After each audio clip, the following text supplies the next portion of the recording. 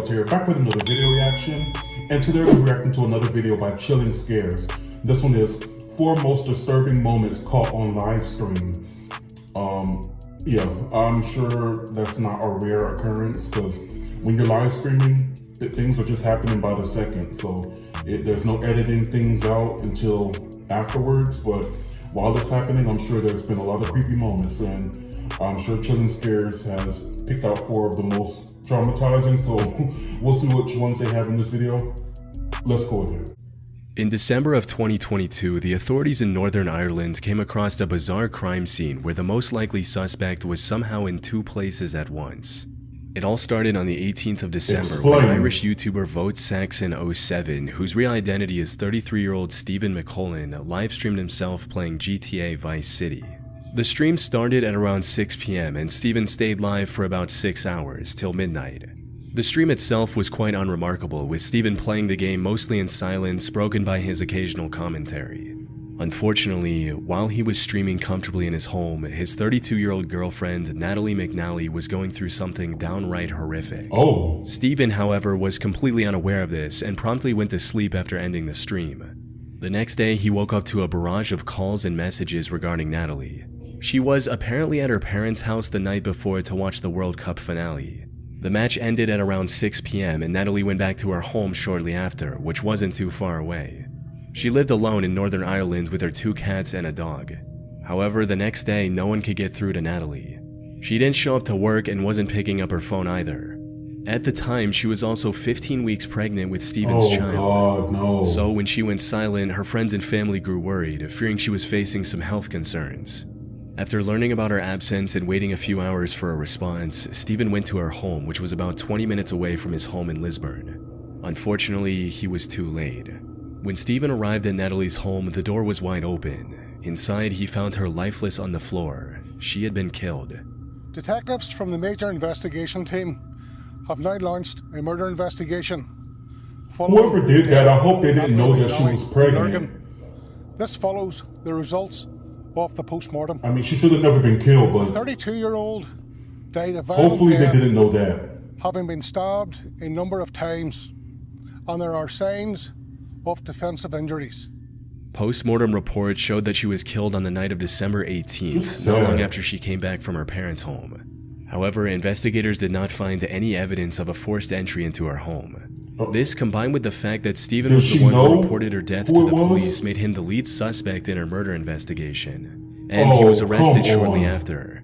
However, this arrest didn't last long, because as the authorities quickly found out, Stephen had a strong alibi. According to the post-mortem report, Natalie was killed during the same time Stephen was live-streaming from his home. Investigators looked through Natalie's phone and found the last text Stephen sent to her at 5:57 p.m., which read, "Right, I'm off to stream the night away. Wish me luck." To which Natalie replied, "I might have a peek at your live stream later." This was enough to clear Stephen's name from any wrongdoing, but it left investigators with no clear direction on where to look next. Stephen did give them the name of someone he suspected, however, investigating that person didn't lead to any breakthrough in the case either, and the name of this person was never made public for this reason. Luckily, detectives found CCTV footage a few days later showing a man dressed in dark clothes and white shoes heading towards Natalie's home at 8:52 p.m. And then the same person going back about 40 minutes later. Given his timing, investigators determined that this was the killer. Shockingly, he had the same height and build as Stephen. This put him on the radar once again, but it also raised a valid question. If Stephen was the perpetrator, how could he be in 2 places at the same time? Without any other option, the authorities put a £20,000 reward for information regarding the killer. Is the live stream pre-recorded? They also feared that by the time they started this investigation, the killer could have easily fled to any of the neighboring countries. In the meantime, Natalie's case had become national news, resulting in multiple memorials around the country. Is that possible? This put even more pressure on the investigators to find the killer as quickly as possible. He pre-recorded they made several arrests and even seized the suspect's car. Investigators also found the weapon the killer used on the 5th of January 2023, which was a knife from her own home. However, none of these developments brought them any closer to identifying the killer. That is until January 31st when they arrested Stephen again, but this time with solid evidence. As it turns out, the only thing keeping him out of suspicion, the live stream, was completely fake. Right. The whole thing was pre-recorded and broadcasted to simply look like a live stream. And that's why After his arrest, investigators went through his computer and texted found the her for an original alibi. recording, which was made on the 14th of December, 4 days before the incident. They also found a taxi driver who described picking up someone matching Stephen's profile near the murder at 9:30 p.m. and then dropping this person near Stephen's house. Most importantly, according to the taxi driver, this passenger had forgotten his wallet at home, so he quickly ran inside his house to get the money. And as expected, he ran into Stephen's home. All this evidence left no doubt in the fact that Stephen was the one who went to Natalie's home to commit a predetermined crime. And you knew she was pregnant. In hindsight, there were plenty of suspicious moments during the fake live stream that should have raised more alarms. For starters, the stream was titled The Violent Night Christmas Live Gaming Stream. At the start of the stream, Stephen also claimed that he was having technical issues with the streaming software, which he used as an excuse as to why he wouldn't be able to interact with the live chat. Well, because this streaming software is kind of up the left, it means I can't check the live chat, which is a real shame. So, by all means, talk amongst yourselves. This ensured that no one questioned why he wasn't talking with his viewers, which is essentially the whole point of doing a stream instead of posting a pre-recorded video. At the start of the stream, Stephen made sure to repeatedly mention what day it was. Hello to all on this glorious Sunday evening. So I just thought, why not? I'm gonna do a live stream because this day next week is Christmas. What more could you want for Christmas other than an evening with your old pal Stephen? This was likely an effort to make his alibi stronger and to say, look, I was streaming the same night. I even mentioned the day at the beginning. On top of that, many moments in the stream also took on a far more disturbing meaning after the truth came out. Like him singing about killing someone in-game, which can also be interpreted as him cryptically talking about his girlfriend. At another point during the stream, he makes a pun that sounds like Natalie's name and finds it unusually amusing. Yeah, that's physics. That's what would happen in the real world. Absolutely. Absolutely. The most creepy moment, however, was about halfway through the stream. While he was on break, suddenly the live stream back soon graphic switched with a poster of a James Bond movie called No Time to Die.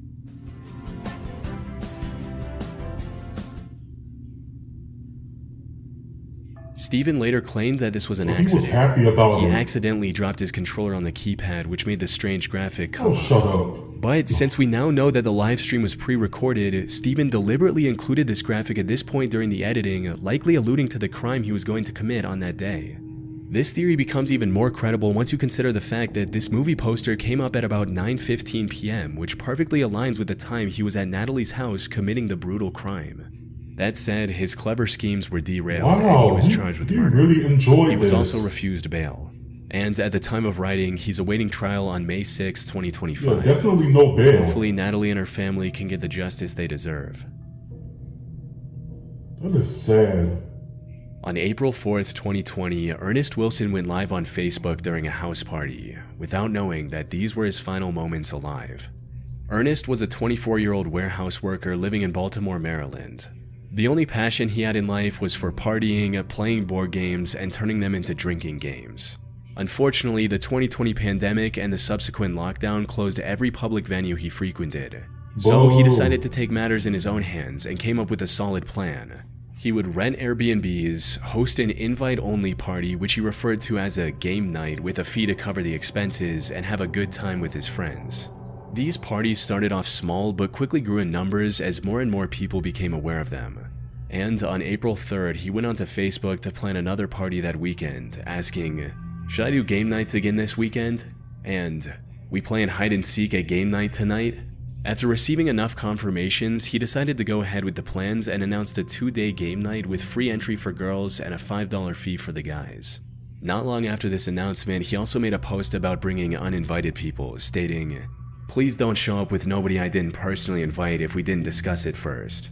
They're going to get left outside." Maybe he had experienced problems with uninvited guests at past events. Or maybe he simply wanted to know the exact number of attendees ahead of time. But in hindsight, his concern makes a lot more sense. As the night approached, Ernest started the event, and it went just as well as he could have hoped, with everyone dancing and having a good time. That is, until 2:30 a.m. when the group decided to play the hide-and-seek game they discussed earlier. Ernest took charge as the first seeker and began a countdown at the Airbnb's backyard. 1, 2, 3, 4, 5, 6. However, as soon as he began searching for his friends, he stumbled upon something completely unexpected. 1, 2. Somebody's climbing the gate. I don't know. Get your on the other side of this gate. Somebody climbed the gate? Who the This can't be one of my friends. He saw someone trying to jump the fence and break into the property. The hell? Now, the correct response would have been to go back inside to safety and call the cops on this intruder. However, Ernest was already a bit under the influence at the time and made the biggest mistake of his life. He decided to confront the man on his own, and that's when things took a turn. The intruder was armed, and after some back and forth, he tragically shot Ernest before fleeing the scene, all of which could be heard on the live stream. Is this somebody who wasn't invited? The police arrived at the property at 2:45 a.m. where they found Ernest lying in a pool of his own. According to the few statements that were released to the public, this appeared to be a case of a robbery gone wrong. However, some believe there was more to the story. This is because during Ernest's struggle with the intruder, a girl can be heard laughing in the background. Wow. Hey, Pie! As the story goes, this girl was an accomplice of the intruder who planned to either rob the place or eliminate Ernest for some reason, with one person on YouTube writing, "That girl tried to let someone in the front door, or she knew who tried coming through the door. Once discovering it was locked, she told them to hop the fence as clear as day. I would start with her boyfriend." Unfortunately, from what I can find, the police never caught the suspect, and Ernest's case remains open. She could have just thought that. So, whatever their motive was, I doubt we'll ever know, especially 5 years later. But if it was somebody who's mad that they on September 7th, 2024, a that's lame. 32-year-old man by the name of Joseph Couch opened fire on vehicles traveling down I-75 near the city of London, Kentucky. He managed to hit 12 cars, injuring 5 people. What? Fortunately, there were no fatalities. Sir. As authorities rushed to his location, Joseph managed to escape into the wooded area alongside the highway. This left the investigators with no choice but to search the Daniel Boone National Forest, hoping to find the mass shooter. In the meantime, they also began looking into Joseph's past and made some chilling discoveries. He served in the Army Reserve from 2013 to 2019 before receiving an honorable discharge due to him developing PTSD. More importantly, this wasn't his first entanglement with law enforcement. Back in 2015, he was arrested for throwing a rock at a dog and then pointing an AR-15 at its owner. Joseph had to pay $1,000 for bail, and the case was later dismissed a few months later. However, the same year he was arrested again, this time for supplying a minor with alcohol and vandalizing private property with spray paint. This resulted in him having to spend 6 months in jail, alongside 200 hours of community service and a $1,500 fine. All of this highlighted just how mentally unstable he was. Something that became even more apparent when investigators factored in the messages he sent to his ex before the shooting. These read, "I'm going to kill a lot of people. Well, at least try. I'll kill myself afterwards." His past record and these texts also made it clear that Joseph wouldn't go down without a fight if they managed to find him. Unfortunately, the search for him wasn't progressing as smoothly as they'd hoped. The search for the suspected highway gunman, Joseph Couch, intensifies as law enforcement has expanded its search efforts. State police say they are extending their search deeper into the Daniel Boone National Forest as the manhunt for Couch enters day 7. Local agencies were forced to close a section of I-75 and shut down schools, fearing Joseph might strike again. Eventually, they did manage to find his SUV, which also had numerous cases of ammo for the AR-15 style rifle he used for the shooting. However, this didn't provide any clues about his current whereabouts. In a desperate measure, the authorities put a $35,000 reward for finding Joseph to enlist the help of locals.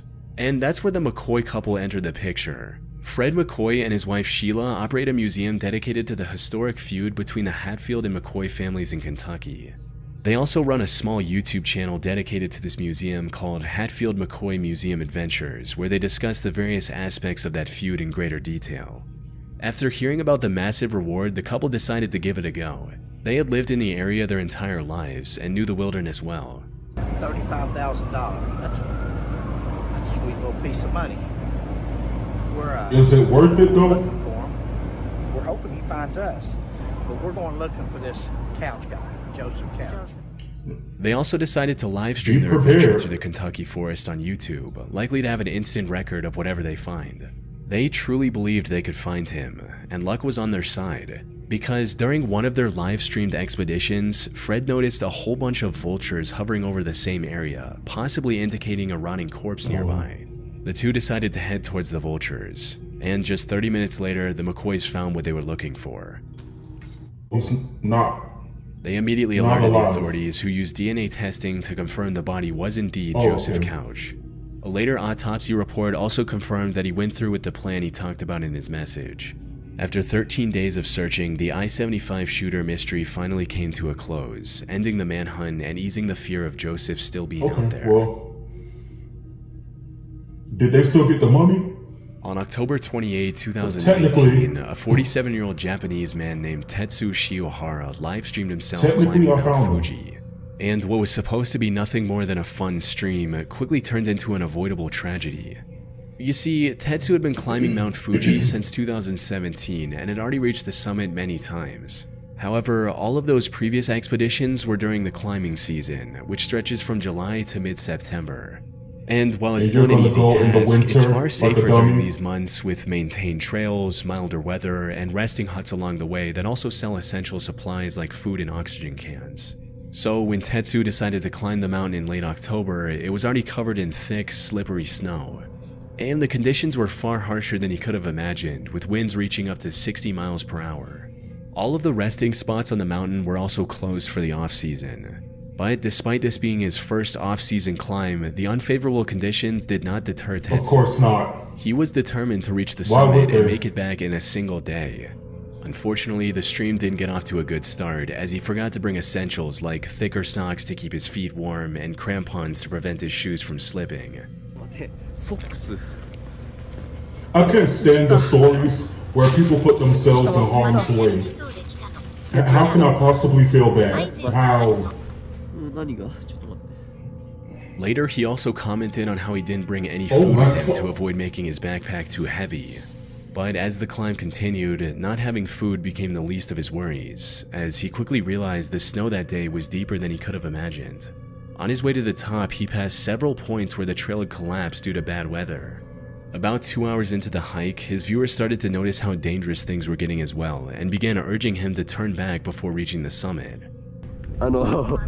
No, he's got to do it for the views in the cloud. That matters more than living. However, he ignored all the warning signs and pressed on with the hike, and by sheer willpower actually managed to get close to the summit. Sadly, this is where his luck ran out. While treading through a particularly steep section of the trail, Tetsu slipped and fell down the mountainside. Seconds after slipping, his phone hit a rock and turned off, ending the live stream. His viewers immediately alerted the authorities. However, due to the harsh conditions, it took rescue workers 2 days to locate Tetsu's body. They found it severely dismembered, 2,300 feet below the point where he'd slipped. Now, for most people, this was an open and shut case of an inexperienced and underprepared person misjudging the dangers of Mount Fuji. But I came across some interesting theories regarding the situation. For example, one person stated, "I don't think he wanted to go exactly how/where he did on the mountain, but if you ever saw the live stream, you'd know that he definitely was planning on doing it, probably at the top." The chat was begging him to turn back, and he made constant, likely deliberate references to not being fully equipped. Additionally, he had a very ample and generous amount of time to turn around if it had purely been a mistake, with the last few people he met warning him to not go any further. In other words, Tetsu intended to end everything that day. The missing equipment was a deliberate decision, that would be the only thing that explains it. Although there's no evidence to prove this theory, and we'll never know for sure if this was actually his intention. No food, no socks. I mean, it all makes sense, kinda. See, stories like the last one really just get on my nerves because if he did intend to survive, he did everything possible to make sure that he didn't.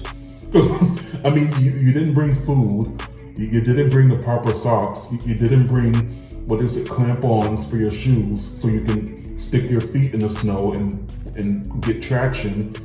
So, I mean, people saying that he never intended on coming back, that would make the most sense actually, because he did everything wrong and it seems like he did that on purpose. So I don't know, maybe they are right. I don't know why he would live stream it, but sure.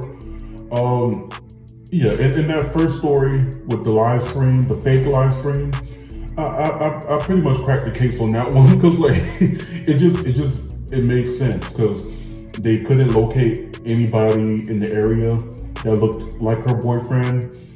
He was the first suspect. He conveniently had the text message that placed him at his home. And it looks like a good night text, but really it's him setting the scene for an alibi. So yeah, as soon as all that stuff started coming together, I was like, yeah, he must have pre-recorded something and then put it up as a live stream. So that way it would look like he was there at the time. It was very, very, very smart. Very evil. He's kind of an evil genius for that, but I mean, you weren't smart enough because some things did slip. And then the fact that it wasn't a break-in, there was no forced entry, so she must have known who the person was. So she opened the door for him, and he didn't have to break the door down or anything. So yeah, it all makes sense. So that, yeah, definitely. But the fact that you would get rid of her knowing that she was pregnant, and maybe that's the reason why he did, but still, you could have just, I would have rather you just be a deadbeat then. Let her live and let her child live. If you don't want to be a part of their life, fine, but like, come on now, you didn't have to go that far. I don't get how people come to that conclusion. Like, oh, somebody's not doing something I want them to do, so I guess I should just get rid of them, or you can leave. Or you can move away, you can break up, you can divorce, you can like, come on, I don't get how people come to that conclusion. But anyway, sure. But yeah, 4 great videos by Chilling Scares. Let me know what you guys thought about in the comments below. Make sure you like, comment, subscribe, and until next time, be blessed, be your best, and keep down the stars. Bye guys.